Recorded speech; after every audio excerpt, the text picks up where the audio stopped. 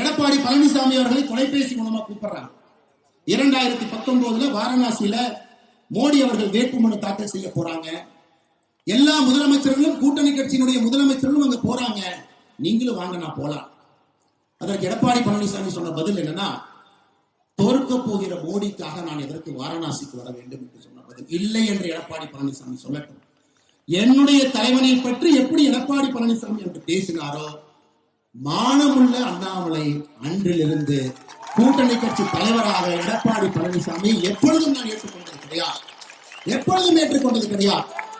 தவழ்வதை பற்றி, ஒருத்தருடைய கால பிடிச்சு கட்சி ஆட்சிக்கு வர்றதை பற்றி, மக்களால் தேர்ந்தெடுக்கப்படாம மாசம் எம்எல்ஏக்கு பணம் கொடுத்து முதல்வர் நாட்காலில் அமர்ந்திருக்கக்கூடிய எடப்பாடி பழனிசாமி, தயவு செஞ்சு இந்த விவசாயியுடைய மகன் அண்ணாமலைக்கு நீங்கள் பாடம் எடுக்க வேண்டாம்.